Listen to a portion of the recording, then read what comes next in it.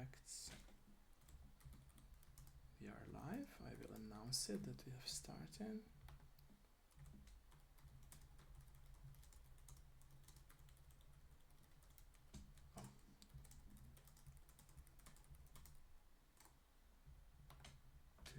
Okay.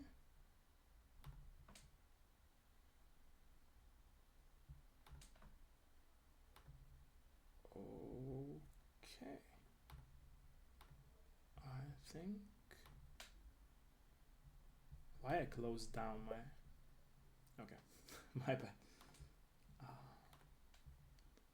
Let me check if everything is working fine.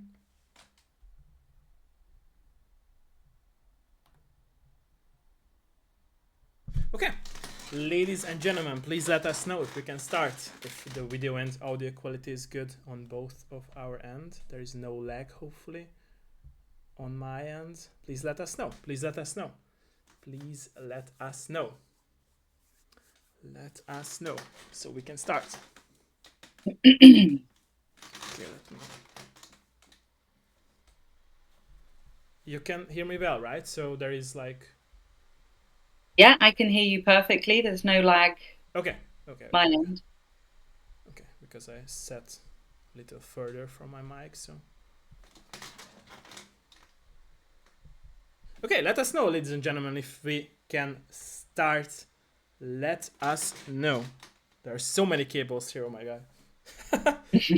The IT stuff, you gotta deal with it. Let us know. Can we start, ladies and gentlemen? Can we start? Let me check as well.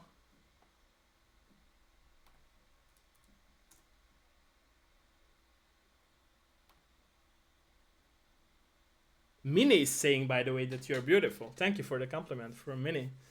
Thank you so much. Thank you. Minnie, can we start, by the way? Is the audio and video quality good? Please let me know. Kezdhetünk, hölgyek, urak. Kezdhetünk. I will check myself as well.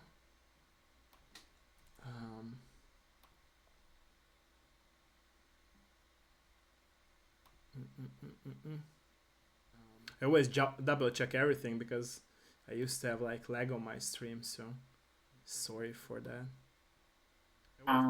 Yeah. I rather like double check everything, before we start. So, okay, they're saying everything is good. Let me know, Katie, if we can start.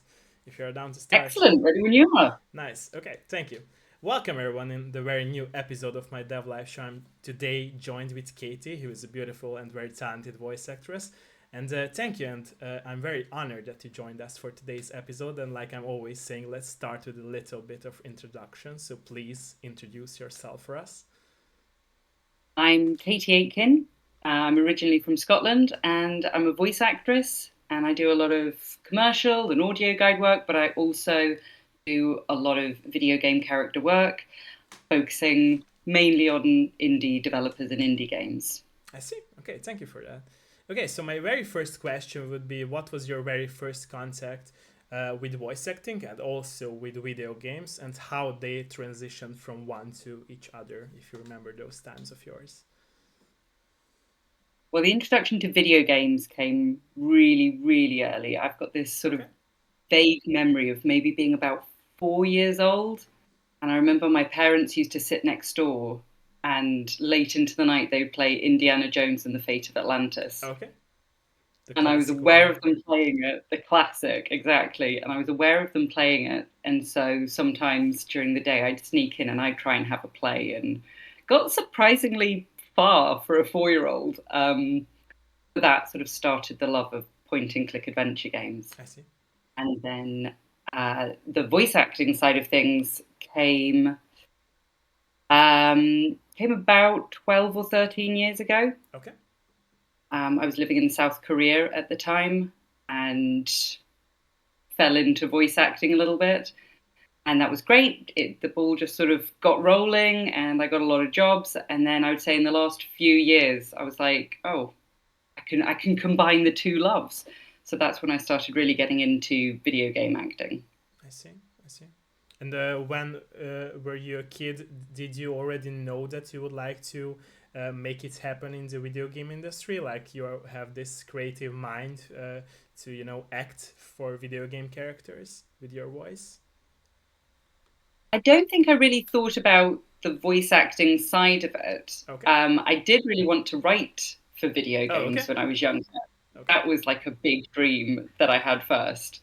And then, yeah, when I discovered what voice acting was and that that was actually a job that I could do, then I changed from writing video games to wanting to actually act in video games. I And see. that's where I am now. I see. And have you tried writing for video games, by the way? Like, have you tried it at some point of your I life? haven't, yeah, I haven't tried specifically for video I games. see. I've written fiction um, in novel I see. format. I see.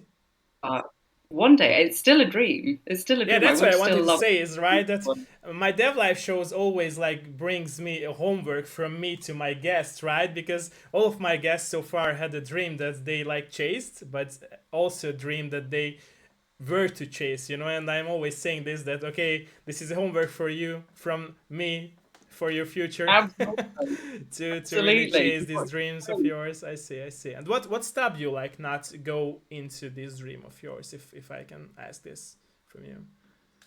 I think just as time went on, when I moved to South Korea, I moved there because I wanted to I travel. see. And so I initially went over as an English teacher and then falling into doing voiceover work and I see. voice acting. And that was just sort of, it fell into my lap a little bit. And then I I see. realized how much I enjoyed it. And then I really pursued it. And then the writing just took a bit of a, you know, like a hobby seat. I See. still did it, but I I see. never pursued it for financial gain. I see. Okay. Okay. I hope that you will, though. I really hope, and I, we will be able to talk yeah, about your books and about video game like stories in the future. I hope so. Yeah. Okay. yeah. Next time you interview me, it'll be about a game, hopefully. Nice. Okay. How do you feel about it? It will be a more personal question for me, if you don't mind. How do you feel about your parents about and your close friends? Were they supportive about your decision that you go fully into voice acting and also into the video game industry? How do you feel about that? I think it definitely took my parents a little longer for them to see that I could actually support myself with doing a job I like see. this. I see. And I don't think it's necessarily they were against the voice acting or they were against the gaming industry. I think it was anything freelance. I see. It just wasn't part of their world growing up. True. True. And True. so it was a little bit terrifying for them that I didn't They have got used to every nine month, to five, this month. right? Yeah. Exactly. And if I was saying, yes, some months are very quiet months, but some months are very busy months, and you just have to make sure that you're finding the balance somewhere. It took them a little while to realize that that was actually a viable option and I was making it work. So now they're very supportive, but it did take some time. I see. And what about your friends?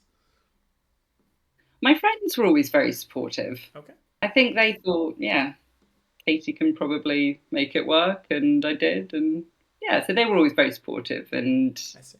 I always hear that, sometimes they'll message me and say, oh, I was just talking about you the other day because we were talking about this video game. And I said, oh, Katie does that. So that was really nice. That's really sweet. Nice to hear that.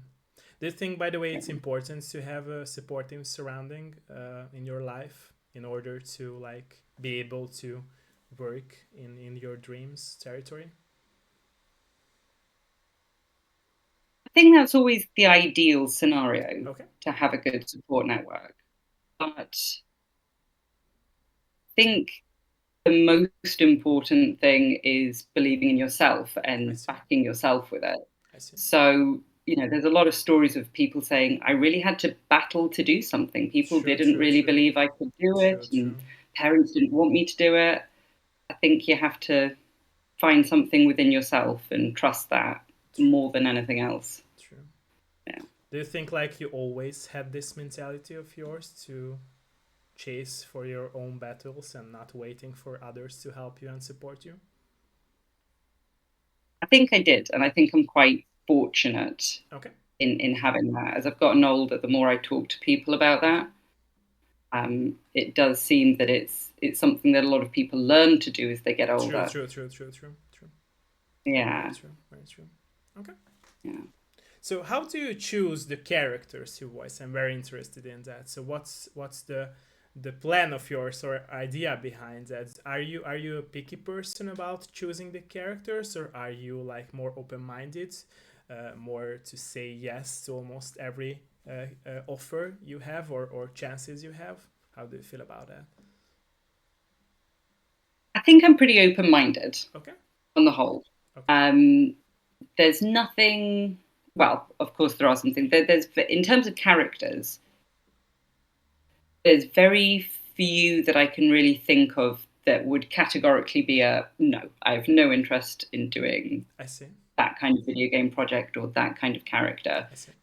Um, but again, I've probably been very fortunate that every character that's come my way I have found very interesting, and it's either been a bit of a challenge for me, or it's been something like a project that I just immediately want to be involved in and feel really passionate about from quite early on in production. So yeah, I don't think that I've ever had to particularly question a character I and see. if I really want to be I see. associated with it. I see. Okay. Yeah. Okay. So I believe all of us who create our own crafts, we always tend to put our inner self, memories, experiences, losses, love, everything that we have experienced in our past. Do you believe it's true for you, this statement of mine as well? Definitely, Okay. definitely. I think with acting, when you're taught acting, um, you're taught to sort of find aspects of things that you can Okay. draw on from your own life to try and bring a certain emotion True, out. true, true. Um, and so, yeah, with acting, that really, really comes to the foreground. But sometimes, well, I guess it depends on the character. There's not always that. Sometimes there are characters where you can really, really draw something out, and sometimes there are characters where you can just get a little bit creative with True, it. true, But true. all of your previous experience is still going to help with I see. I see. I see. deciding how to play it. I see. Was there or were there any of those times when there was something sad in your life or very happy moments that formed and shaped your voice into something that you weren't aware of for the first time that you started working on that character?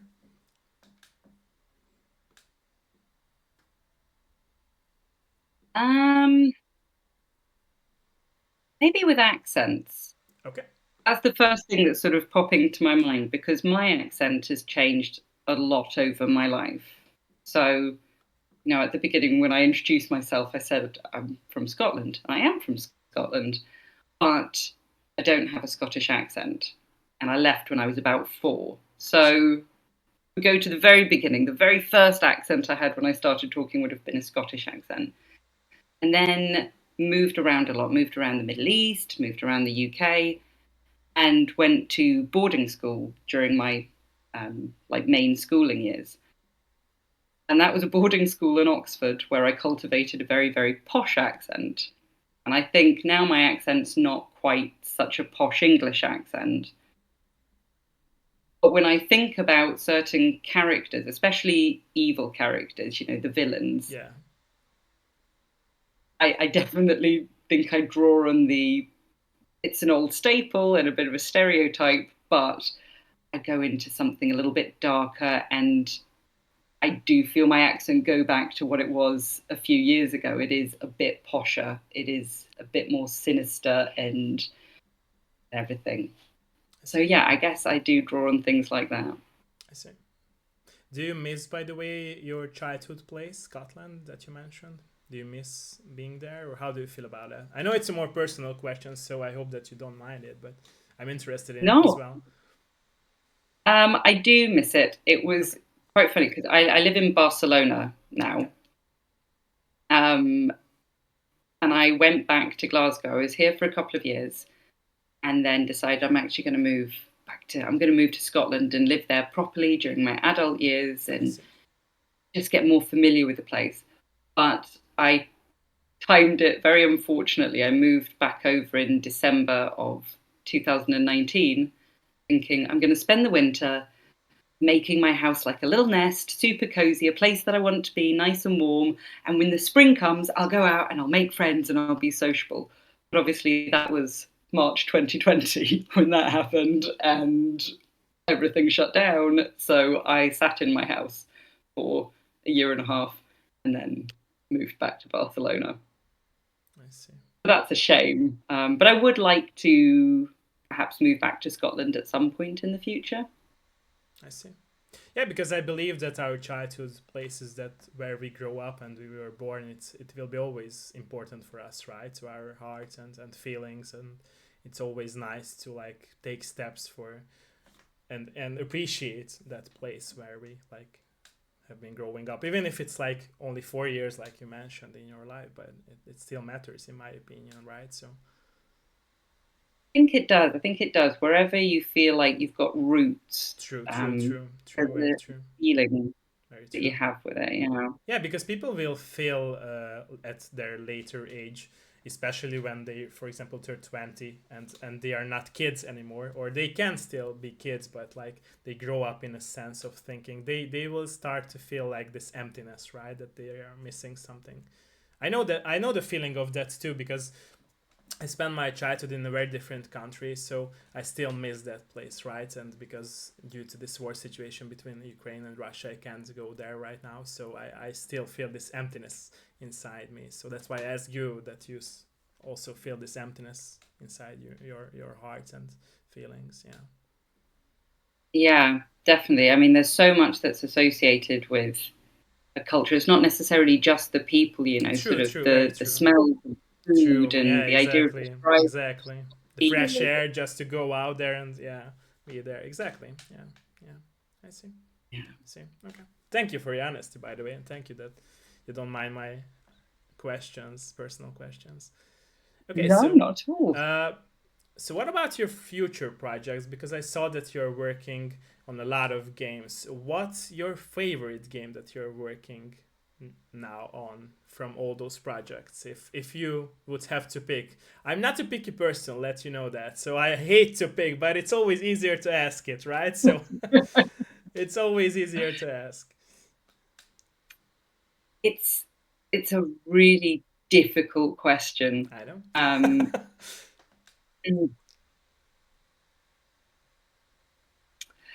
I think any of the point and click adventure games that I'm working on at the moment. I think there's about three, four point and clicks that I'm working on at the moment. Okay. Um, You also so are I'm working on a really excited. Nightling game. I remember that. Yes, Yeah. that's right. Yeah, that was a fun one. Um, so Legends of Castile, which is coming. Well, the Kickstarter is starting really, really soon, and I think you're interviewing Yeah. Louise later Today. on. Yeah. That's what I was talking about earlier. Yeah. Yeah. Fantastic. Really excited for that game. I played the demo and it was a lot of fun. And the graphics suggest there's something very nostalgic and old school True. True. about True. it. True. And the President Rocket game, which I think it looks really funny and quite like a naughty sense of humor. And that's really, really fun to play. And there's a game which I'm really excited about. Um, it's for they're doing it for Scream Jam. At the moment, it's just the demo, and we'll see after that. But that's going to be released this evening between 11 and 12 p.m. Okay. And that's called Mr. Jack. And I think that's going to be really, really. I really hope it's well received. I think it's a really good premise, and yeah, I'm hoping something goes a bit further with that one. So one of those, I one of see. those. I see. Yeah, I Okay. know that. I know it's a bit of a cop out, not No, saying it's okay. one It's okay. It's specific okay. one. I totally get it. Like I said, it's a hard question, and I never pick just one thing in my life, so it's understandable. It makes sense. Yeah, yeah, yeah. And like you said before, Yeah, your love was always there for the point and click genre, so it's understandable that you pick those. Yeah, I see. yeah. Yeah. Oh, and I'm missing Rose Cottage. Rose Cottage Okay. is so beautiful, so detailed, like this big Victorian mortuary. And yeah, I've actually watched quite a lot of people playing that one behind the scenes. Well, not behind the scenes, but the playing the demo. And it's a really, really long demo. It's like a good couple of hours of gameplay. And it's really nice seeing people enjoying it and seeing them get the little jump scares and commenting True, true, true. on the graphics and just all of the work that's gone into it. It's really nice seeing people loving it, and it makes me more excited for what's to come with all True. the games. Very true. So throughout those years, when you from that point of your life when you started working as a voice actress, how have you changed as a person in other territories of your life?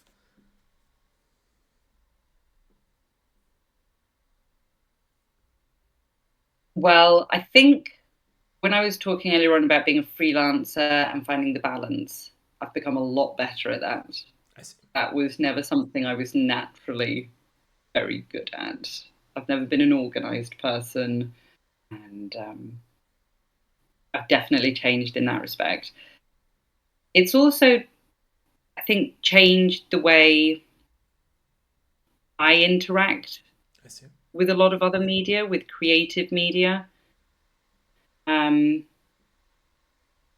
there's just like a different level of appreciation, I suppose, which is nice to have. It's nice to be more aware of how much work goes into projects. I'm trying to think that there's a lot of ways that I think voice acting has changed me. And I think all for the better. It's definitely made me think about when I do my writing. So I wrote it was a kid's book, but sort of aimed at maybe 10-year-olds. I see. I noticed when I was writing it that I was thinking about the dialogue in a very different way. I see. So I actually spoke to a friend about this recently. She's an author, but she does improv classes. So we've kind of got like this crossover of profession versus amateur. And we were talking about it, and I said, I think this improv class will change the way you write your dialogue. Because sometimes written dialogue, it reads a certain way and it's fine. But as soon as you try to narrate it, it sounds awkward. It can sound really clunky. True, That's true, not true, really true, how true. anybody Very true. talks. Yeah. So I think it's improved me as a writer. Being a voice actress has improved how I write. I see.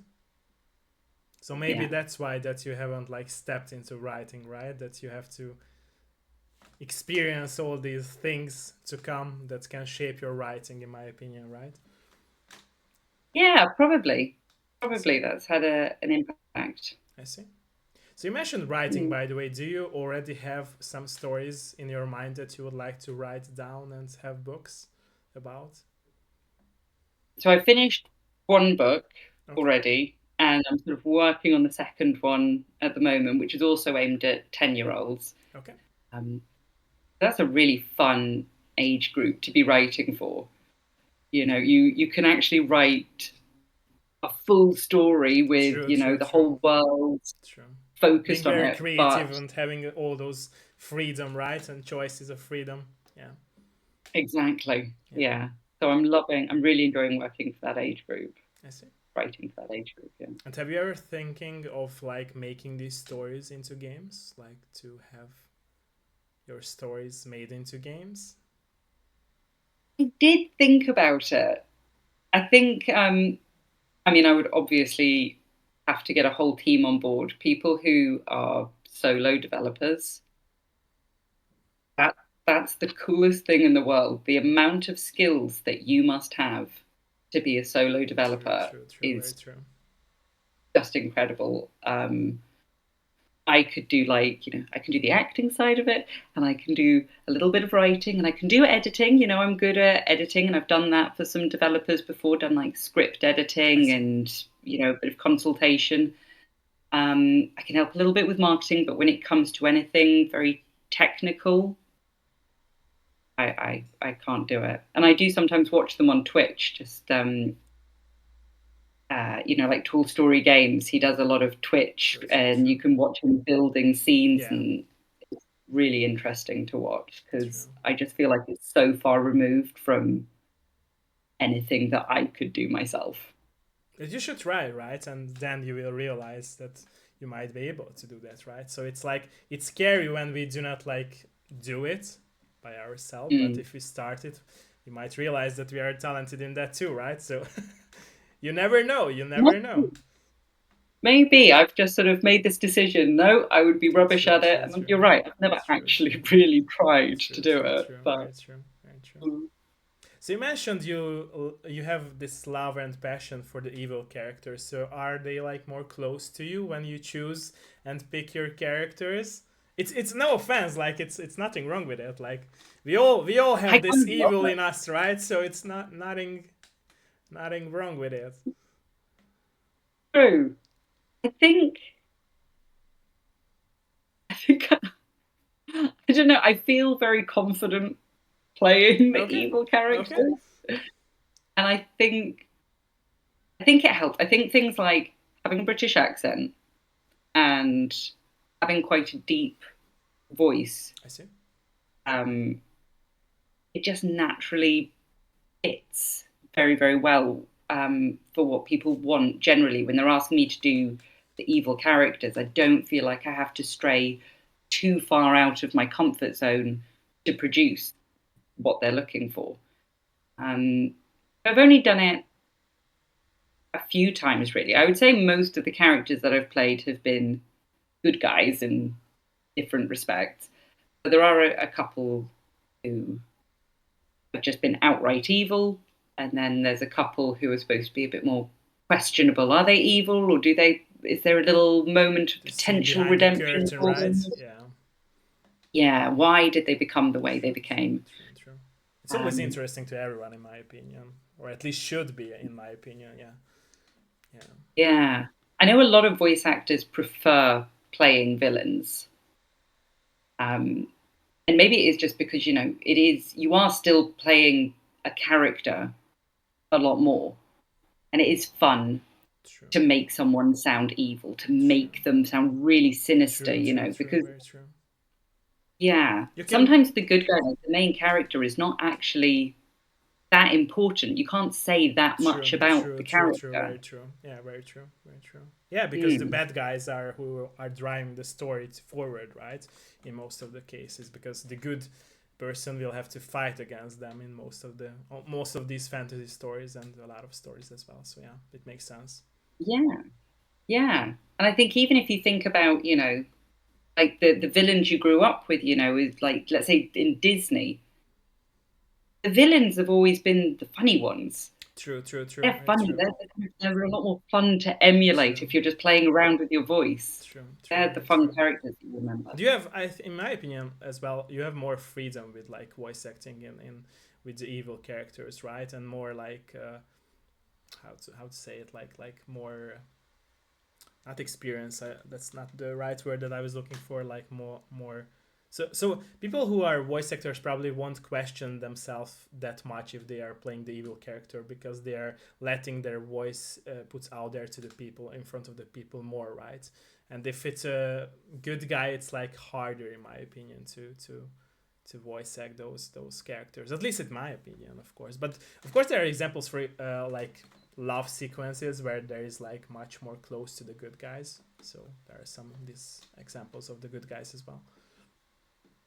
Yeah, I think you're right. I think when you're talking about like love scenes, I suppose that's when there's a lot more space for emotion. True, true, true, true, But for the most part, when it's just the good guy delivering certain lines, true, you either, you're keeping it quite neutral or you want to be likable. true, And I think, yeah, maybe there's more freedom being the bad guy because you're not trying to be likable. You're true, not trying to get people on side necessarily. If people say, "Oh my god, I really hated, like she was mean," it's like, well, perfect. That's what you want your villain to be. true, true, true. Um, but it would be really quite rough feedback if you are the good guy protagonist and people are just like, oh wow, she was really, really annoying. I just couldn't get on board with her. That's going to be actual negative feedback because True, that's really not the point. true, true, You are true. supposed to like them. Very true. Yeah. So throughout your experience and your works of voice acting, have you ever had those moments when you like had to change your voice because you had an idea of a voice for the character that you were voicing, but like the company asked you to like change it in some way because they weren't like thinking the same idea for that character that you voiced? Yes, Okay. yes. There was one game. So I think it was a bit of a miscommunication, Okay. and I got a little bit nervous and didn't correct the issue. So it was a game that I did. It was sort of a marketing game for Cluedo, I and it see. was on Instagram, and it was like a global game. So they were uploading a different little section of video, I see. and you could play along with the classic game. But all of the voice acting had also been done with motion capture. And that was really exciting for me. It was my first time doing motion capture, and I had to go through like several rounds of auditions for both voice and then for the motion capture. And I got the email saying, "You've been chosen." And I was so excited. And I went in, and it was this huge production, like the biggest that I've ever worked on. There's like 20 people at least working in there, and three of them are just to help you with the motion capture suit. And I was so excited, really, really buzzing. And the director comes over, like, "Hi, you must be Katie Aitken. Oh, it's so lovely to meet you. We loved your audition so much. The character, we originally actually wanted her to be American. That's how we'd imagined her. But we loved your audition so much that we've made her Irish." And I was like, "Okay." I don't know why. I'm not Irish. I never said I was Irish. I never played the character in my audition with an Irish accent. But I went into massive panic mode and felt obliged to pretend to be Irish. So I just did my Irish accent. I just went along with it, and did the character with an Irish accent in the end. So I thought, oh god, I've gone through a lot of trouble for some reason thinking I'm Irish. So yeah, silly miscommunication where I did play the character differently to how I intended to play her, because I don't know why I just panicked. And, I see. I see. yeah. Was it also like a learning experience for you to not panic anymore?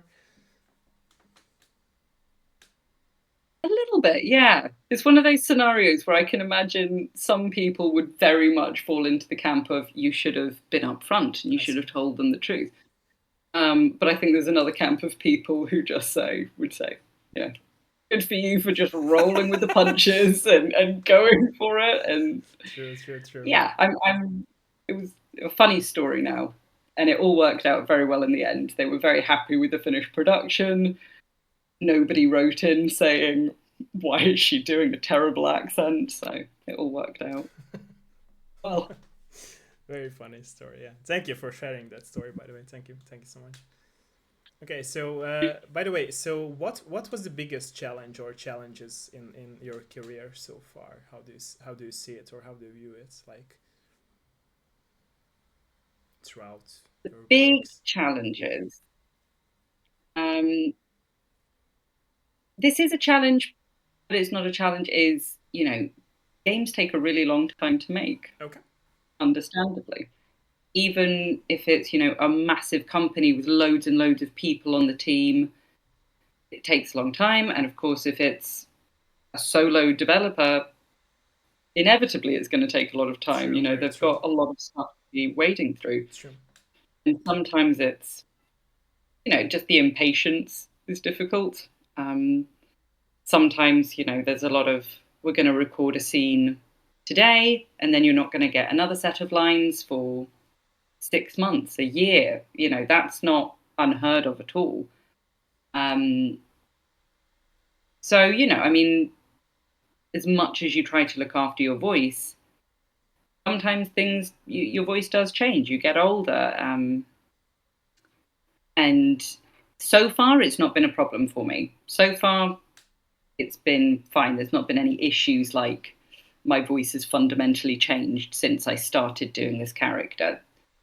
Um, but it's just sometimes you need to do like a little bit of a refresh, like where was this character going? How did I play them last time? And that's just part of the work. That's not a crazy thing to have to do. But it's just different. The impatience is difficult. Sometimes keeping it secret if you're under a lot of NDAs. Not to be happy about it and announce to everyone, right? Yeah, yeah, that's really exciting. But yeah, you can explode with it. Like I've True, been true, sitting on true, this for true. 4 years. True, very true. And I still have to wait for the Yeah, release to announce it that I'm in. Yeah. yeah, exactly. Um, Although a lot of indie games that I'm working on, I think part of their marketing plan is trying to share little updates along the True, true, way. true. So people can connect and they can grow their audience too. Yeah. Yeah, Yeah. yeah, and I get quite actively involved. If I'm working on a project, then I care about that project, and I, And it's you very nice of develop you, a. by the way, because I found a lot of games through you that you shared those games on your Twitter. So I'm thankful for that as well.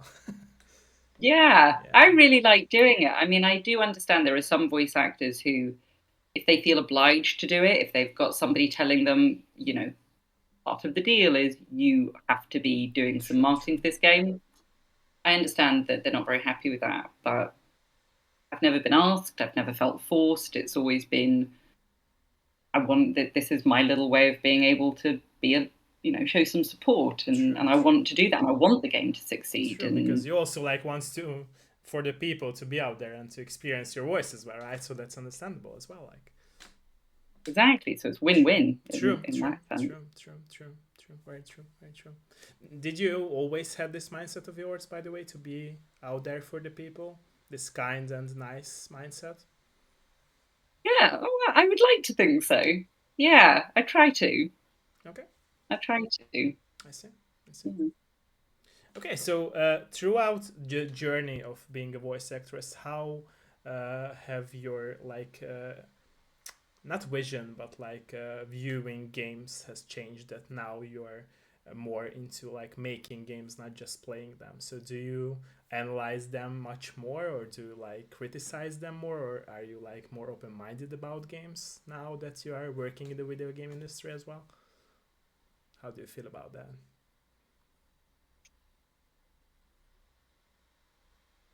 I know a lot more about the industry now. Okay. Um, I think I'm not critical. I guess I'm critical of voice acting Okay. performances, not in a negative way. Like I'm never looking to be critical in a what have they done wrong. I'm specifically searching for something that I would have done differently. But I notice it. I'm aware of the voice acting and what it's bringing to the game, and if it's done well, or if it's an odd choice, or if it was an afterthought, or and there's less and less of that around. There's so many games now where the voice acting is very, very high quality and interesting choices. Um, I guess graphically, I'm also interested just to see what people have done. I don't know as much as some people. I know some people are very upset with, big AAA studios these days. And I think from what I understand, from what I've seen other people who know more than I do talk about it, is there's a lot less creativity. There seems to be certain formulas that people are following, and people are getting a little bit bored of it. Yeah. Because I don't play that many AAA games, the games that I play and the games that I voice act in are generally indie.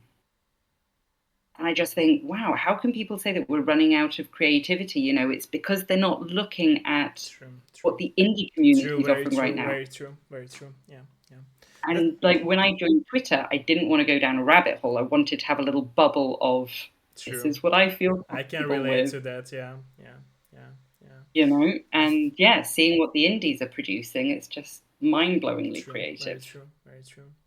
Yeah, the problem is that I feel like this is a topic that has been talked about a lot throughout my dev life shows and outside that too, because I feel like the problem with like AAA studios is it's not always that the AAA studios have or are the issue that they are not creative.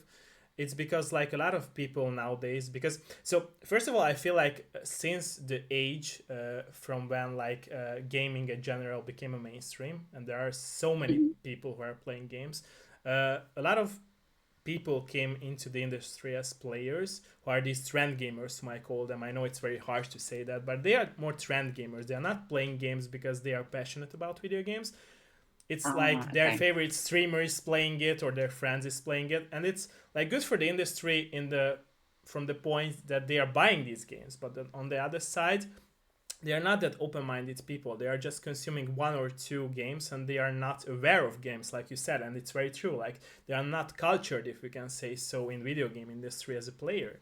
And these players Um, will be the ones who will judge AAA games the most, because they will see that okay, they are not creative, but they don't see behind the curtain, because they are the ones who, whenever there is a creative process in the video game industry on the AAA side, they will judge it because they are harsh with their opinions. So, for example, the best example would be Last of Us Part 2, when they like criticized the story of it and the ending of it. And there were some people who even wanted to kill the writer of that game, right? So it was like crazy, and there were articles about it. And I feel like AAA studios now are like making this safe play, if I could say so, in this term, right. because they are afraid that if they will, for example, wake up and start being creative again and making new franchises, they will be like tuned down and have these harsh opinions from all the players out there who are these trend gamers, in my opinion. Because for example, for me, I consume all types of games, so I'm still that kid who loves all games. And I know it's crazy, I'm always joking with this, that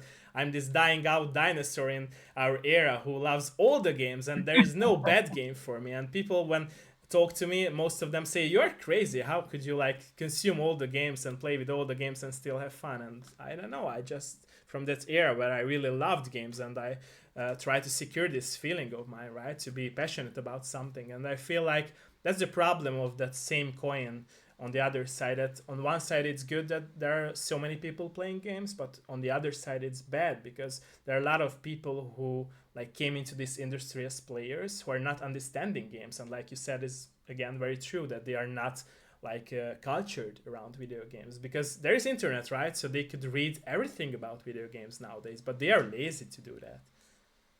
And I think that's a very Yeah. huge issue these days, that there are so many games which like, even if they don't want to compete for people's attention, they still do, right? Because people will be picky even if it's they don't have enough money to buy games, or they don't have enough time to play all the games, or I don't know, they don't love all kinds of genres, but they still will be able to find games, but they will have to read about them. So yeah. Yeah, that is true. And so much has changed. Like when you just talked about the price of True, games. true. I mean, maybe I'm wrong. Maybe I'm a little delusional with this, but I don't think that back in, let's say, the 90s, early noughties, games were typically costing 60 quid to buy. You know, I remember games always being a lot more accessible than some of them seem to be now, just based on pricing structures, for Yeah, example. yeah.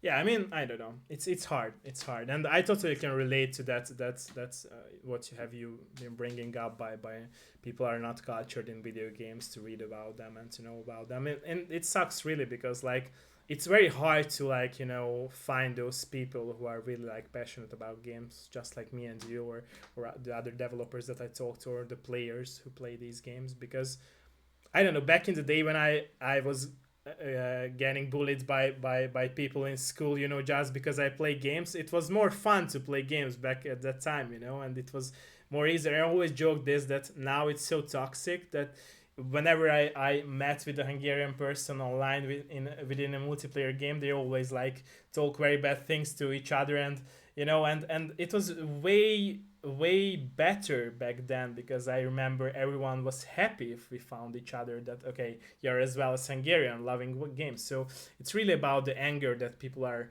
getting into video game industry as a player, and that's why, because I feel like those people who are passionate about games, they won't like put their real life issues to the table when playing games, right? Because playing games is about fun and enjoying ourselves together if we are playing, for example, cooperative games or multiplayer games. So yeah, a lot of has changed Sure. throughout the time. Yeah, yeah.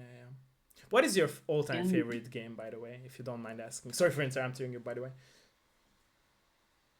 All-time favorite. Or games, because like we discussed, it's hard to choose. So for both of us, so you don't have to choose just one. Yeah. I mean, as a point and click adventure game fan, I guess it's no surprise that it's probably Broken Sword 1. Okay, very nice choice. Yeah, Broken Sword 1, The Curse of Monkey Island are right up there for me with games that I loved the first time, and I do replay, I would say, every couple of years maybe. And then also Tropico. Okay, Tropico has been like a lifelong game that I still really enjoy playing. And, because it's not story based, it's a lot easier to just that's true. dip in and out of. Um, but yeah, I suppose they're the top three ones for me. I see. I see. So, getting back again to writing, what influenced the stories of your books, by the way, that you mentioned that you're writing all these very creative words come to life in your books? What influenced it? If you can talk about that. I think I don't really know what influenced it actually. Okay. I think it was like the protagonist in my story, he's a little boy and he's a little bit different from his family, Okay. who are very loving, like they're a nice family, but he just feels very different from them. They're like amazing circus performance and they've got this strength of character as well as like physically, and he doesn't really have any of that, so he doesn't quite feel like he fits in there. But so he feels like the family are a little bit ostracized from the rest of the community. So while he doesn't fit in with his family, he doesn't fit in with the rest of the community either. And he doesn't have much self confidence. And it's just learning to develop I see. that. And I guess it is the idea of, the underdog or someone who's not getting the right amount of attention, even though they've got everything going for them. Yeah, I'm always drawn to those sorts of characters in life and in fiction. So it was just about that. It was just about getting it all out onto paper and creating a story around it. And maybe I'll get around to publishing it one day. Right now, it's languishing in a drawer somewhere, which is the worst thing I you can hope you do. will. With I hope you will. I want to read that book, I so hope let me know. Let me know. Let I will. I'll keep you posted. let me know. Okay, so again, a picky question. So, what would you pick, writing or voice acting? Sorry for that. I know the answer already, but and I think you For know you, as well. But yeah, yeah. I guess voice acting. Are you? Oh, do I? No, I don't know. No, no. Why? You're lying now. Think I am lying. I think I am lying. It would probably be writing. Yeah. It would probably be writing. Sorry. Um, I'm good with my therapy I know. sessions still, so I'm happy with that. I always joke about this that my dev live show is also like not just an interview about video games and all the jobs that people are in the video game industry, but also like a therapy session for me and for my guests, and it's true for this episode too. So sorry for that. It definitely, it definitely is. I've also got this little side project that I do, which is called Voiceover Histories, Okay. Yeah, I am and aware sort of of that as well. Yeah. yeah, oh, good. Yeah. Thank you very much. You're all good. It's really, really hard getting passion projects out there. But I wrote all of them and did the research and everything, and obviously I've done the narration on them. And yeah, writing them, I've loved writing. Obviously, that's completely different to fiction writing because it's all factual content, but it's been really fun bringing narration and my own writing together. I see. I see. Mm. I got you with that one now. You With did. writing. But I'm happy that you said it, and I'm happy that you're aware of it. And like I said, I hope that one day you will like release your own books and even like story games that you have written. Because I'm sure that's what you have just talked about, loving for writing. It really matters for you, and I think that you should not let it to like fade away, in my opinion. I think you're right. I think I'm just becoming more aware of the game jams. Just I would say in the last few months have I become particularly aware of them. And maybe that would be a great True, opportunity true, to true, very true. join forces with developers who can do all the things that I True, can't do, and I would true, just true, very have a true, go at writing. very true. Yeah. Okay, before I go into ask some more questions, are you down to answer some questions from my chat, from my community? Are you down to that? Yes, of course. Okay, thank you, thank you. Okay, let us know, ladies and gentlemen, if there is any question. Hölgyek, urak, hogyha bármi kérdés van, nyugodtan kérdeztek. Oh, okay, there is already a question. Oh, my bad. I haven't. Let me bigger up my chat here so I can see the question. Okay, the question is in Hungarian, so I will first read it and then translate it. Okay, so Minnie is asking what it takes to really like start working in the voice acting industry. So what are the key factors to start or being able to start to work in this voice acting industry with your experiences? So, in my experience, for a start, it depends if you want to do voice acting, as in voice acting for animation and video game characters, or if you're looking at the voiceover in a bigger sense. Okay. Because I think it's very difficult if you want to go in and you just immediately only want to do the fun jobs, which are, the acting side of it, you are making life more difficult for yourself, I would say, especially if you expect to actually earn a living from it I see. full time. Um, However, everyone's path is different and everyone's experience is different. So if you did want to go down the voice acting side of things, I would say connecting with people who are developing games is really, really important. Um, I've been to conventions before where voice actors are there trying to meet people. And I have seen people before just sort of run around and throw their cards everywhere and write down their email addresses. And it's, you've not taken a second to talk to the developer, to learn about their game, to see what their needs might be. That's a real shame because if I was in the developer's shoes, there's no way I would hire you because you clearly just True, want a job true, and true, you don't true. care about it. True, very true. Yeah. So I think that would be a really important, maybe not first step, but a really like important little nugget to know True, if you do want to pursue that. true. And other than that, things like training, go to improv classes or acting training, learn how to use your voice, learn about all the technology that you need, because you probably do need a home studio setup of some sort, and that takes a minute to learn and get used to. And yeah, I see. that would be my advice. Thank you for the question and answer as well. Okay, there is more. Sorry. Uh,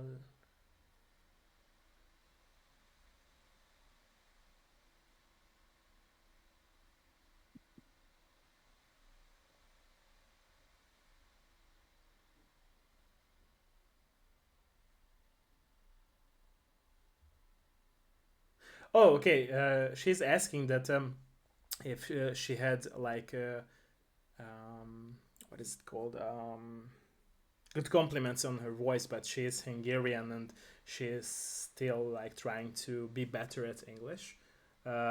Could she make it with like a bit of a Hungarian accent, like to have jobs, or is it a factor that like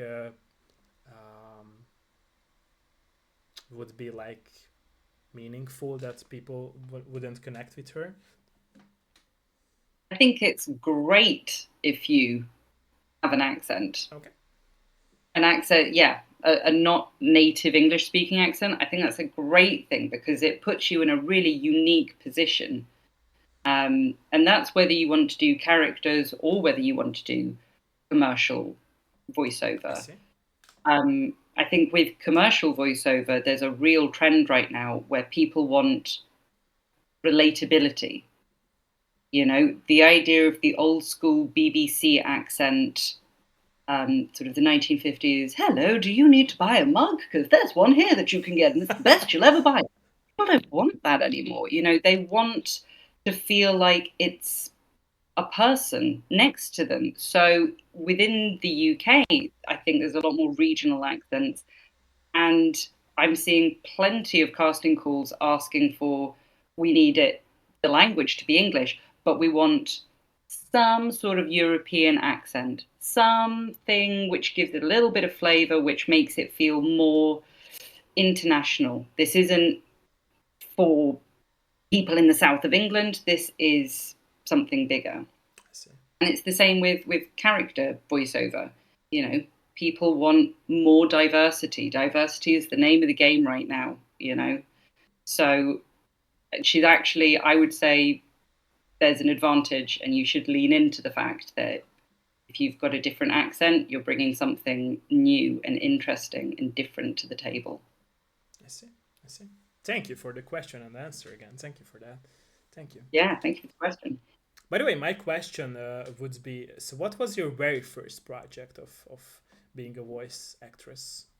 If you don't mind me asking that. My first project as a voiceover artist was Okay. doing English language educational material. Sort of, is the answer A, B, C, D, that kind of stuff. And my first job as like a character voice actress um, was for a VR video game called The Wizards Dark Times, Okay. where I got to play an evil witch. So straight in with the villain Yeah, job. that's what I wanted to say. Yeah. I see. Yeah. I see. Was it like scary at all or hard to step into that? By the way, into those characters or into these very first projects of your own? It was I remember feeling more excited, Okay. and it was a project that I hadn't auditioned for. I see. They found me and said, "We think that your voice would be great for this character." I see. So I think already I had a certain confidence that you found me. I had no idea about this game or anything like that. You found me, and you were already telling me that you like what I do. I see. So yeah, and in the sessions, we did live directed sessions where there were a couple of them, you know, the director and the writer and people, and they just made me feel so comfortable, which is, you know, exactly what you need to do when you're hosting a voiceover session. Because True. even if you've been doing it for years, there's still a nervous energy that True. you go into it with. True. So yeah, they really. I was very lucky that I got such a strong start I see. with voice acting. I see. By the way, can self confidence boost a person to like to the other side when it's like too much of an ego and self confidence that you can't take away from it and your voice begins to shine even more and to get out of the perspective of that character? How do you feel about that? Um, yes, yeah. I think. I mean, do you mean can you be so overconfident? Yeah, yeah. Yes, Okay. definitely, definitely, and that can be a problem in like what you're saying. That can be a problem with what you're doing to the Yeah. character. I think the even bigger problem can be you're just very horrible to work with.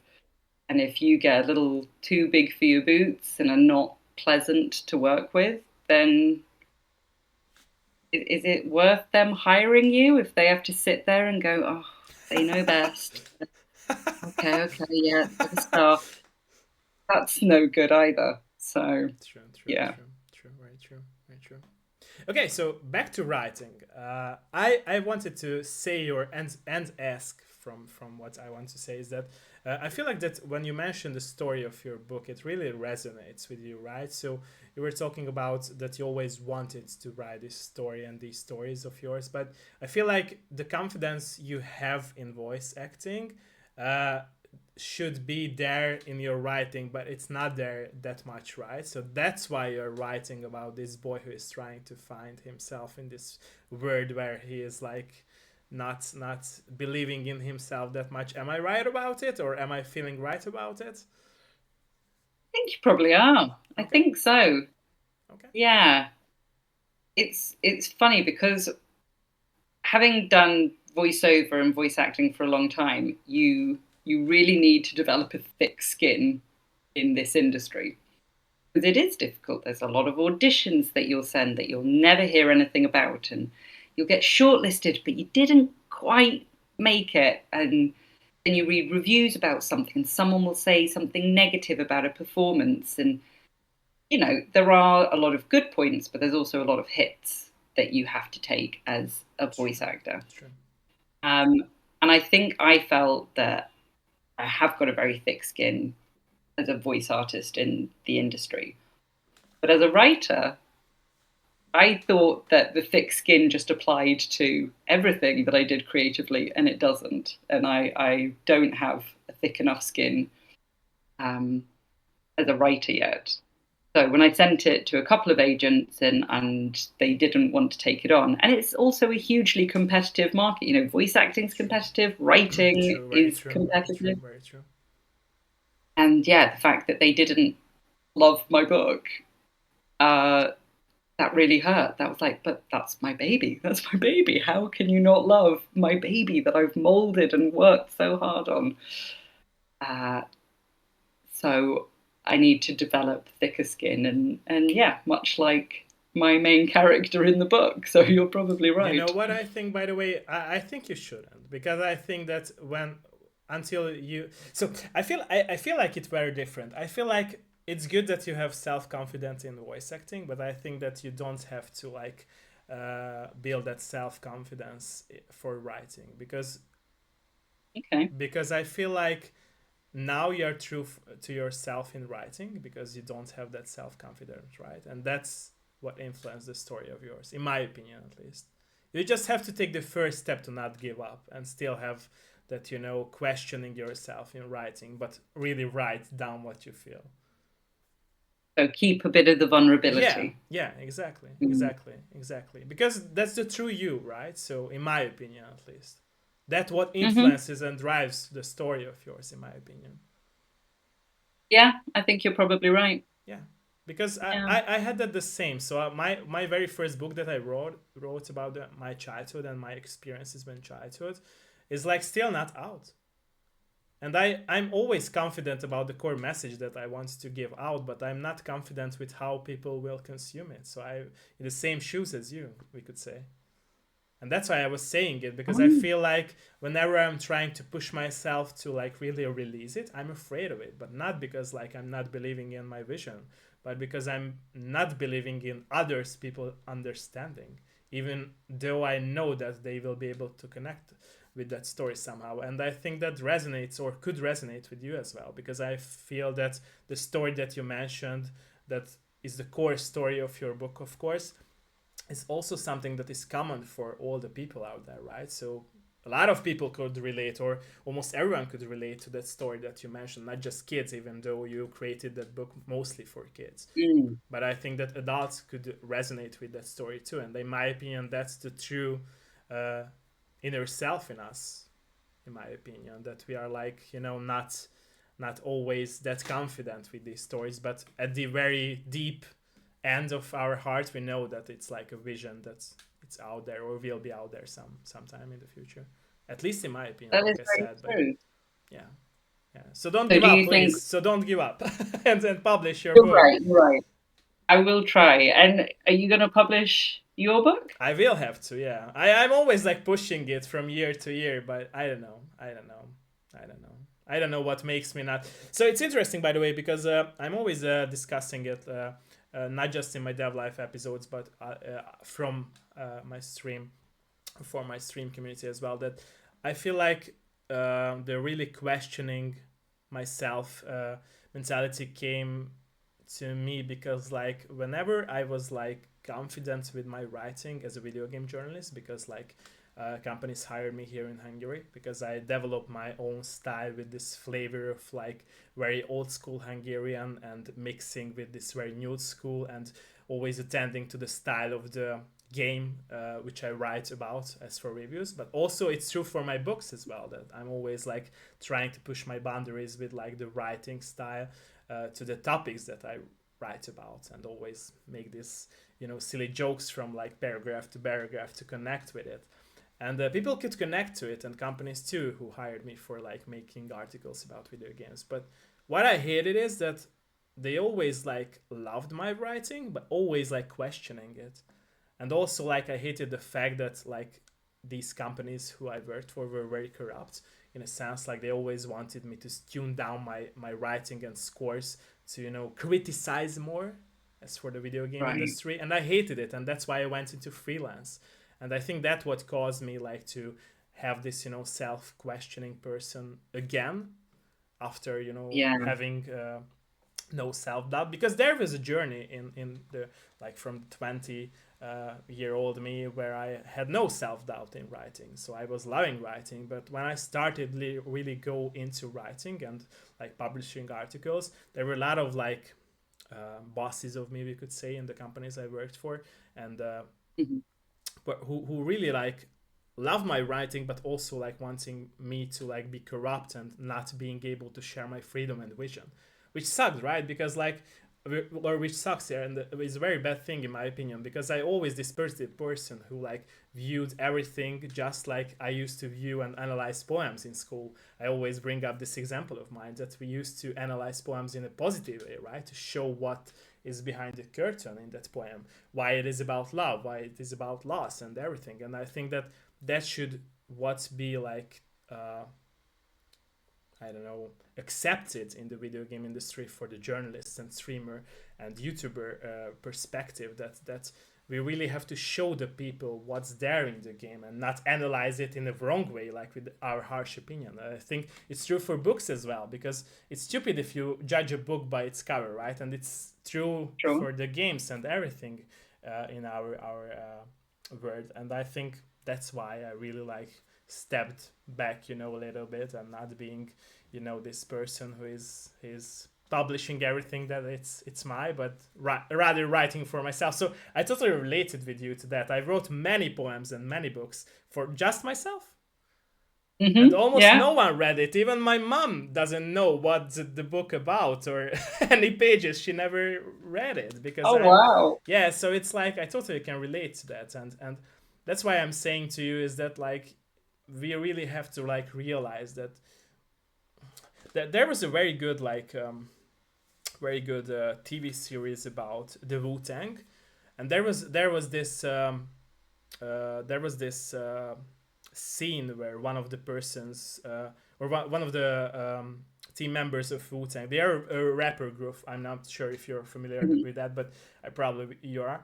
So one of the person or the team members from Wu Tang were calling up for them to have their own phone number as a company, and he was always Okay. say or said this in the phone when he like called up the company to have their own phone numbers, that hey brother, and no one picked up for them, like they always dropped down the call.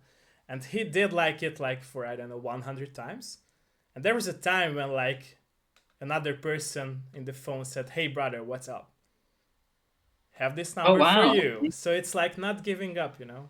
So it's really Yeah. about, this scene was really taught me that it's really about like if you have a vision, you have to stick with it for no matter what, because it's one life that we live, right? So if you have that vision, even if it's a book or music or, you know, just, you know, having a phone number for your company, and you are going to be a big you know, rapper group out there who will define the industry, then you have to stick to that vision and not give up. And you will find the people who are connecting with your vision, I'm sure, because it's like almost infinite people in our earth, right? So it's really not, but there are a lot of people out there. So it's like, it hurts Yeah, that trying, is but true. yeah. Yeah. Yeah. So don't give up on writing. That's my core message. I know I went rambling a lot about it, but that's the core message of of my thoughts and ideas. Absolutely, and you're right. You're right. I will. I'll stick with it. Thank you, thank you, thank you. Oh, okay. There's also a question. Sorry, I missed it.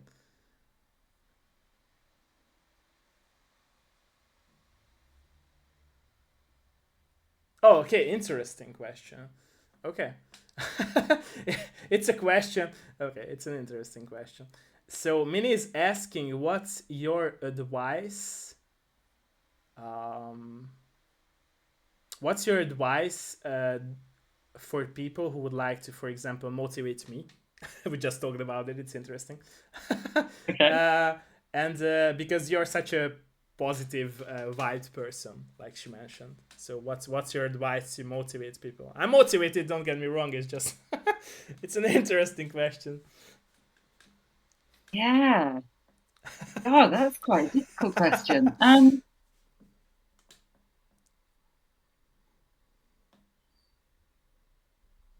I suppose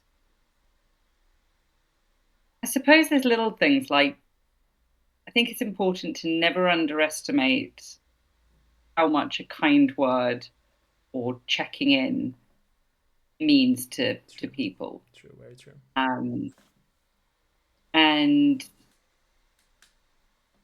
even like there's a lot of the indie dev crowd, which I've never met in person, but there is a connection, that we've made. I think just checking in every so often sometimes means a lot and can bring a little bit of motivation. If you've seen, a screenshot or something, instead of just being like, "Oh, that's cool," and scrolling on, True. if you actually really, really do think it's cool, I think being genuine is True. important. True. True.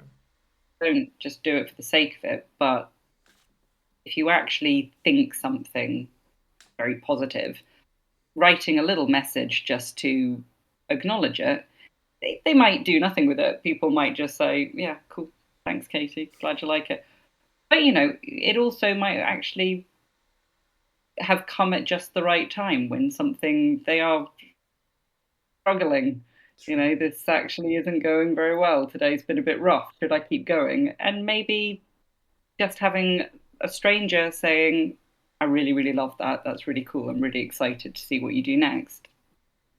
True. Maybe that is all the motivation they need in that moment. True, very true. And it's connected to that what you said before is that not just run around and give the business card to everyone, right? But be there for them. Like what you mean Exactly. is should be like delivered to them and not just, run around them in circles and to show love to everyone just for a second. Yeah. Yeah. It's so easy, I think, to know what you need to do True. to improve your business. Not always, but there are times where, you can make a list of what can I do to be a better voice actor, writer, like whatever it is. And you can scratch those things off the list as you go. And great, you've improved for yourself. True. But, there's a lot of other people that you're going to meet along the way. And forging those sorts of connections and forging those sorts of actual relationships is a really important part of it. And maybe there's not a payoff as such, but there probably will be. You'll probably be True. grateful that you put that True. time and effort into True. Very people true. down the line. True. Very true. Very true.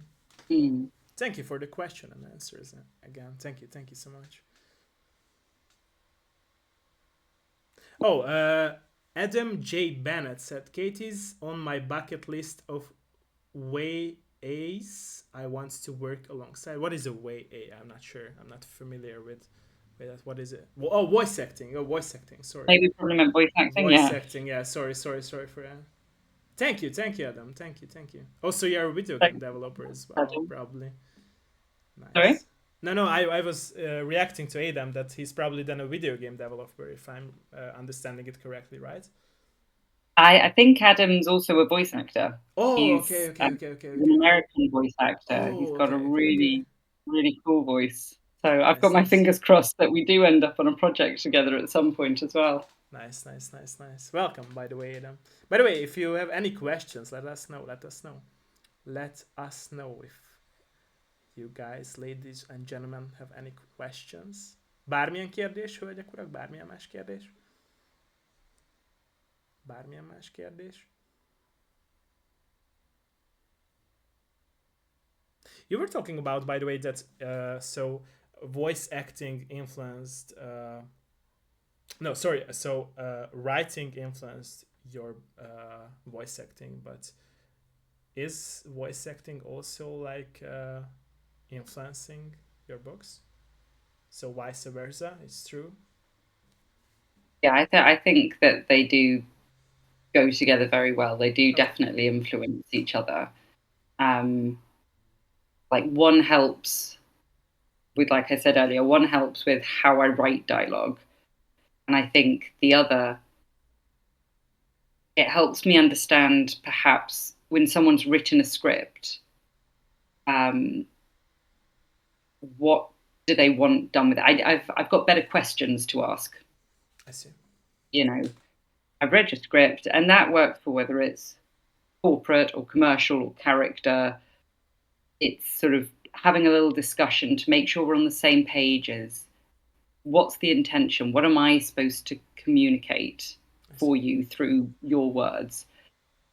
And sometimes, not everybody's open to having that conversation. Sometimes it's very much like, no, your job is speaking the words. You don't have any input on this, and that's absolutely fine. You're hired to do a job. You do the job that the client wants. But there's also a lot who are a lot more open to a little bit of dialogue and actually like having that dialogue because I'm asking these questions because I care, because I want the project to be what you've envisioned it as. True, very true. And so sometimes, yeah, it's good to have a conversation and maybe move some bits around if there's still time to do something like that. Because yeah, writing and hearing, they come across very, very differently. True, true, true. Mm.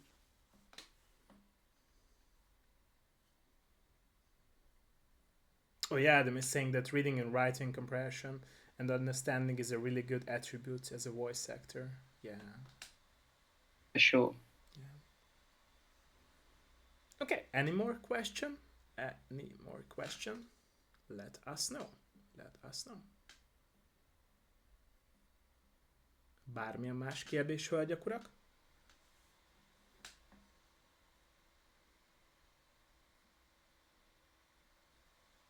By the way, what I wanted to ask you, and I almost forget to ask, is that you mentioned at the very beginning of our interview that you were mostly working for indie game companies, but have you ever worked for like a AAA studio as well? Because I read some like summarization on the internet, over the internet, but it's probably then not true that you worked for AAA companies as well, like in the video game I've not industry. done any. Okay, so it Yeah, was a I've lie not by done the any. internet. I was right about it. Okay, just to confirm Yeah. that. Okay, but would you like to do? Like, are you planning to, or you are just really like strictly like have this rule of like just go into indie? I'm not actively working towards being in any AAAs. I see. I'm not. If I got the opportunity, if they came to me with something, like through one of my agents or something like that, is how a AAA would come to me. I would be open to it, but personally, for me, it's not. It's not like a massive dream to particularly I be in a see. AAA. I feel like my dream is already what I'm doing. Being in And games writing. that I care about and writing. But on the voice acting side, it is very much just being in games that I'm excited about, and I am already in the games that I'm excited about. So for me, it's already like this is an amazing check for me in Yeah. what I wanted to be doing. Being in a AAA would mean, I guess more recognition. There are some undeniable pros to that. True, true. But yeah, there's also cons. I think there would be a lot less scope for creativity on my part. I wouldn't get to have that much True, interaction true, with the developers and the writers, just because there would be a lot more of them true, and true, very it would be true. a lot more finalized. They've had meetings which I don't need to be present for. So True, very true. yeah, yeah, And I would never. no, go for that. Sorry. Sorry, I would never give up doing indie games, even if I ended True, up getting loads and loads of AAAs fell on my doorstep. I would never leave indie games alone because I love that in a very different way, and I would never give that up. true, true, true. And how you is that you're really a person about like being passionate about your work and not just doing it for the money. So that's how it matters for you even more. Like right to have this freedom of choices in your voices. Definitely, I see. I see. definitely. It. I wouldn't do games for free because there is still a degree of like I do still have bills to pay. This is True, still true, true, true, the true. It's job. like a must thing to do. Yeah. Yeah, but yeah, if you can make a job that you live by, if you can make that actually something that you're excited about and enjoy doing and care about, then yeah, then that's for me that's the biggest priority. I see. I see. I see. Yeah. Also, Adam was having a comment of it's only a matter of time. Katie in triple A. Thank you for that. Thank you for that. Very true. Very I hope true. so. A question that I also almost forget to ask is that the healthcare part of your voice. Like, is it hard to maintain a sustainable voice for all those projects? Even, for example, you are making more projects than one. And is it like scary when like sometimes you lose your voice, or is it happens to you, or has it happened to you sometimes that you lost totally your voice for weeks or for days? Yeah, yeah. It's not happened very often. It's happened maybe once or twice, I would say, in my whole career. But it's really scary when that happens because it doesn't take much to, you know, mean that you can't do your job. It's not like you can get on with marketing and admin, which is a big part of the job. But the most important part of the job, it is scary, and it happened quite recently. Actually, I was recording a character for Republic of Pirates, which came out a few months ago, and I played two characters, and they were both pirates, and they were both kind of badass women, and I had to go quite gravelly with the voice.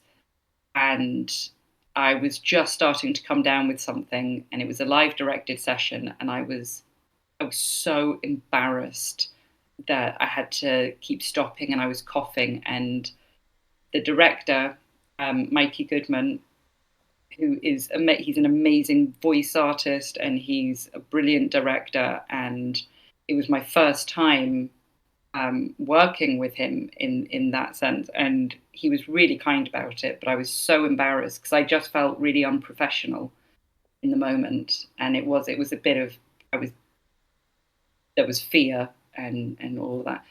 And he was really really good about it. He was just like, "You really don't sound like you should be recording right now." Um, and I was like, "No, no, no! I'll just push through it. I'll push through it. I'll push through it." And he's a very experienced vocalist himself, which I'm sure helped. Um, and yeah, it was nice that he was actually he didn't just want to say, yeah, I just want to wrap up and get this over and done with today. His concern was, you're going to actually really damage your vocal health if you do keep trying to just push through True. when your throat's not in a good way. So it was great. We rescheduled, we got it done. It was all fine in the end, and he was very kind about it. But it's difficult. Like, as much as you do drink the teas and take the syrups that you're meant to take, you don't smoke and you don't eat dairy before you've got recordings, and you stay super hydrated and all these things, you sometimes come down with a cold, and it blocks everything up, and sometimes you just can't avoid that. You just have to hope that people will be kind and Understand it. accept that Yeah. that happens. Yeah. Mm. I see. I see. Okay. Any more question, by the way, ladies and gentlemen? Any more question? Here is the time to ask questions if you want. Bármilyen más kérdés, hölgyek, urak?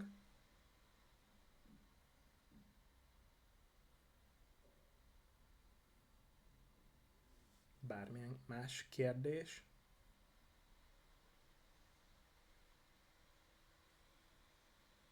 Any more question? Sorry. Any more question? I actually don't know what kind of games you play. You were saying that you like all games, and I was very much like I like point and click adventure games.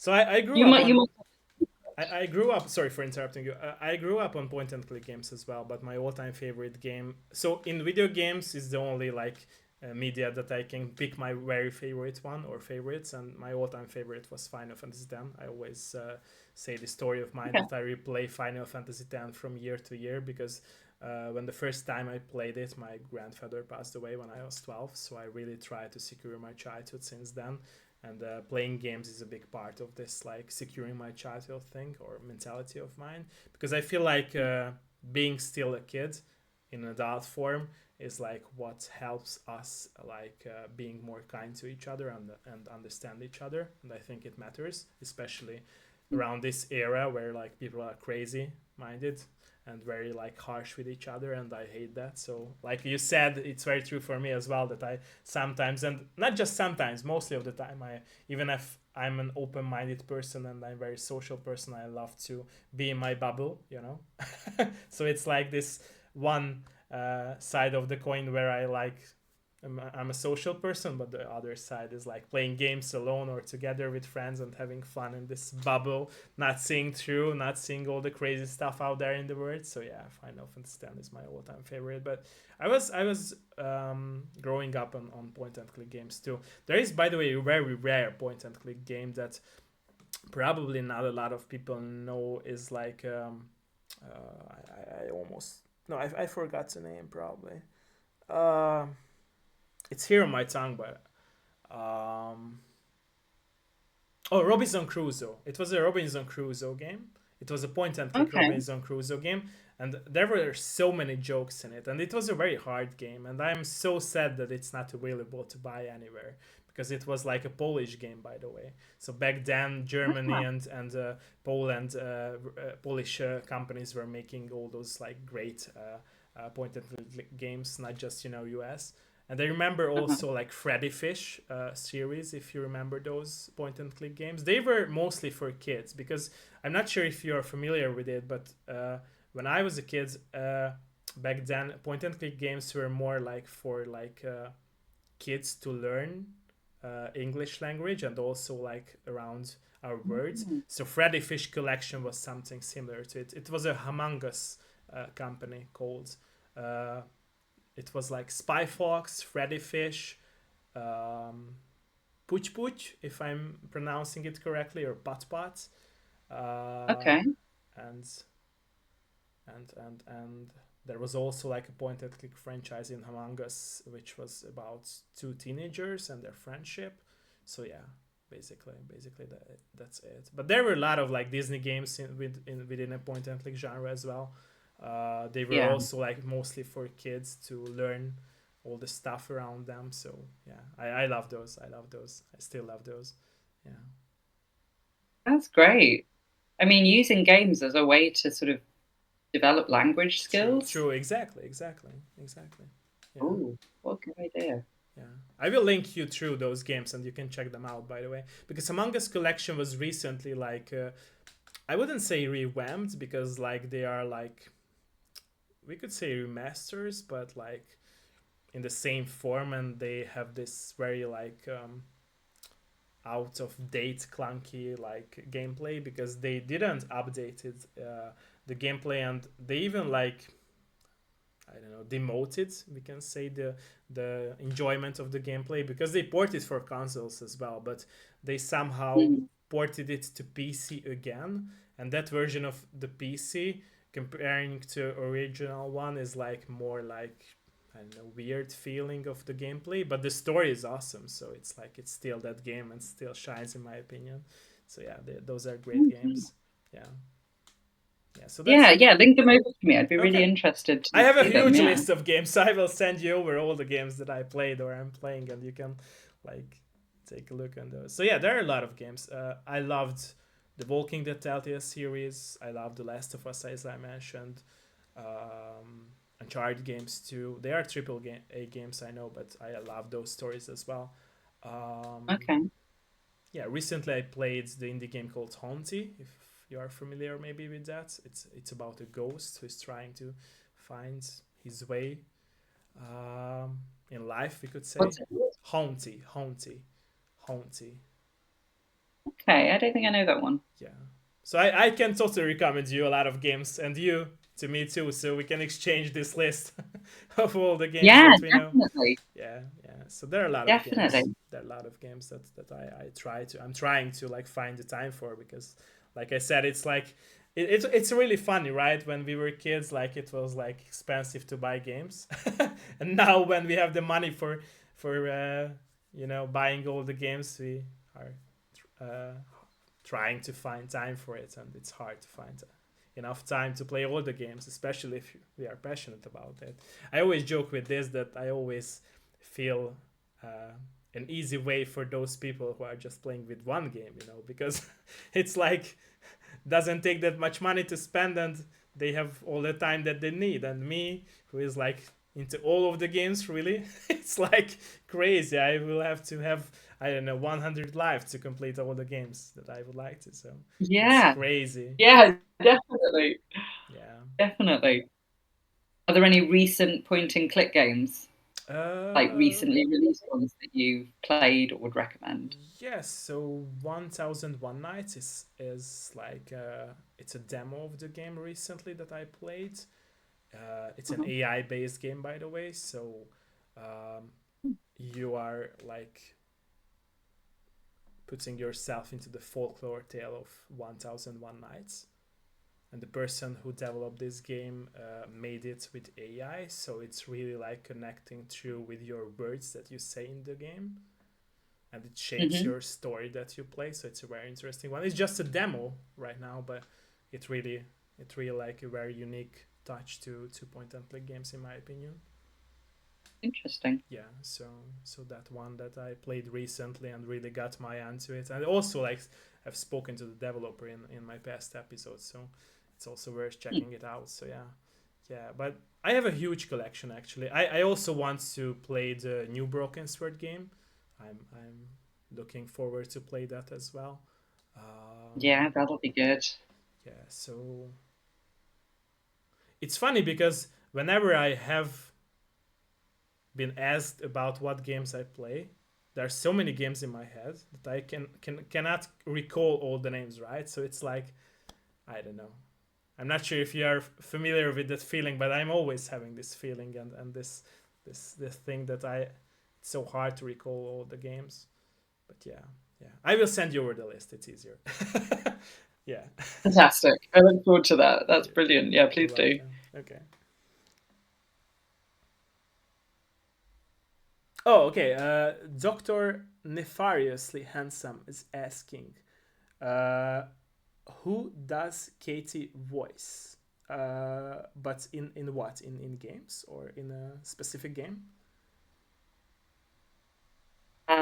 So in currently released games, I play. Um, there was another VR game, Crimin Mercenary Tales, and I played Anna Boniecka in that, and a couple of other smaller characters. Okay. And in the recently released Republic of Pirates, um, I played Mary O'Connor and Matilda Barbero. And then there's quite a few demos that are out at the moment. So in Rose Cottage, I play Miss Ellen, and uh, with Legends of Castile, I play the witch Juana, which is really fun getting to play. an old lady witch, something very different for me. Uh, what else? And then in President Rocket Game, I play Liv Lundgren, who is the. She's also going to be a playable character. I think she's slightly secondary. There's an incredible game which I'm so excited about. It's called Ophelia's Chapter, which I'm not sure exactly when it's going to be coming out. They are still working on it, but I think, dev is coming to a good later phase for them. And I'm going to be playing a character in that. There's not a huge amount of marketing out there about that, so I don't want to give too much away with that just yet. But definitely keep an eye on Ophelia's Chapter by Red Tier Games. And then there's a really great. It's a horror game, but it's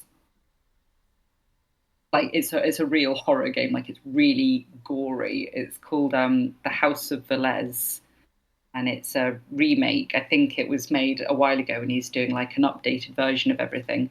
And I play the mother of the main character. The mother's called Julia, and she's very, very dark. She is the most actually sinister character that I think I've ever played. It doesn't seem like there's much redemption for her. I think she's not very nice. And he just put a little scene up. The developer just recently put a little scene up on his socials and on YouTube, and that was really cool seeing that come together. So yeah, so there's a bunch of characters of projects that I'm in at the moment, and you can play the demo for quite a lot of them and hear a little snippet of what's to come from me. Thank you for the question and answer as well. Thank you. So, what would be, by the way, the dream character that you would like to voice act in the future, or you already have that dream character that you voiced? I don't know what the dream character would be. I think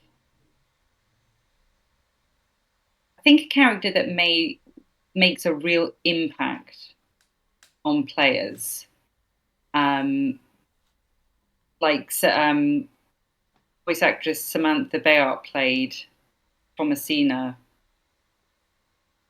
in Hob Sparrow, and the excavation of Hob Sparrow, sorry. And that had such an impact on people, that character and her performance that went with it.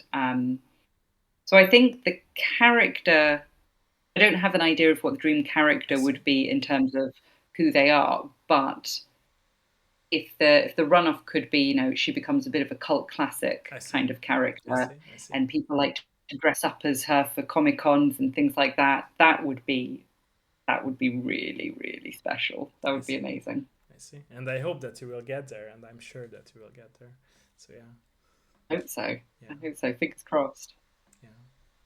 So what I wanted also to ask is that can it be sometimes messy if you are working on more projects than one to like find the balance between all those characters in one place of your life, like because you are once you focus on all of the characters that are voicing at the same day maybe or same week, is it hard, by the way, to like change your voice from over to like from one to another at the same day or same week if you want to like work on those characters, or how does it work in your daily life, if you could say so? Yeah, sometimes it does work out like that. There's multiple sessions in the same day or the same week, and sometimes they are jumping into different characters, because sometimes it's playing 3 characters in the same game, and so that's really, really tight, having to quickly change in the session. I don't actually find it that difficult, though. I think it's compartmentalizing the different characters, and sometimes there's a little bit of a warm-up that's needed to actually make the character sound how I want her to sound in the actual game. And maybe there's 5 minutes of let's just scrap what I've done before and let's start again. Forget that. It's not me anymore. Yeah, please don't use that in the actual game. But yeah, I think generally I'm quite good at compartmentalizing and then accessing. Oh yeah, I remember who she was, and yeah, get back into who that character is. I see.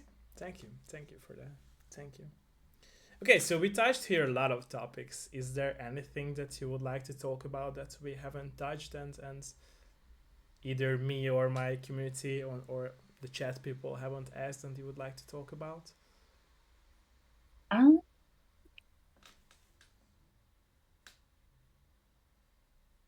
I don't think so.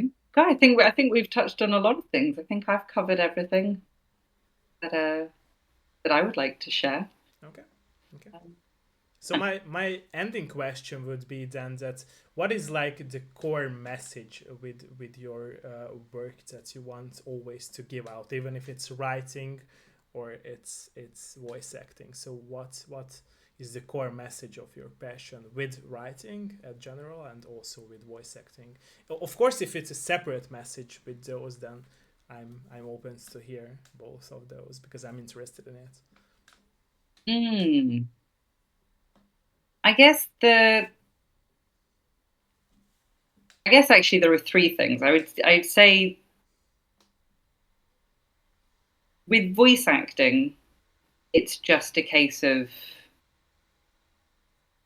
wanting to be creative, wanting to create a memorable character, something that stands out and people actually enjoy interacting with. I think away from the actual voice acting, but being a voice actress who is a working voice actress and is someone that you can collaborate with is to a degree the same as what the message is with the writing. It's be kind, be approachable, be seen as a force for good, I see. trying to put good vibes out there and Even if be you're an evil character, right? It's a joke, I know, but exactly. But yeah, be supportive. Don't just I try not to just think of how I can get ahead, but there's a saying which I always get slightly wrong, but you know, it lifts all ships. Does it? Do you know the saying I'm talking about? I think I know. You know, Yeah, good it's probably good different in vibes. our country, but I get the message of Yeah, it. Yeah, it's like yeah. I'm not even saying it very well in English, but there's something about if you put good vibes out there and if you are supportive of the people in your bubble, um, then it only serves to improve things for everybody. yeah, it will And circle around and turn around. Yeah, yeah, so I think that's my message. Be be humble, but be nice. Just be kind. Be pleasant. Yeah. thank you for that. Thank you for that. Oh, Adam mentioned that the rising tide lifts all boats. Yes, that's Thank the you, one. thank Thank you, you, Adam. thank you, That's thank you, it. thank you, thank you for that. Thank you. Okay, thank you again for your time and like I said, your honesty about everything, especially about the writing part. I appreciate that a lot. Uh, Oh, so thank you yeah, so much. Thank you yeah. for taking the time to talk to me, and it's And been it's sorry been for the really really lights, by lovely. the way, went off. It's just nighttime almost coming at my place, so that's why. Yeah, Yeah, I thought so. That came yeah, about quickly, but yeah. yeah, perfect timing. Yeah. So yeah, like I said, I will need some more of your minutes, but for those who are watching us live or will be watching the VOD or the edited version later on YouTube, thanks everyone that you joined and thank you so much from everyone's Thank you. question perspective as well. And yeah, Thank thank you you, very much. Katie, that you joined our today's episode. I'm saying I'm very honored that you joined today and I'm very thankful for your honesty as well. So yeah, thank you everyone Thank and you. have a great day or night depending where you live.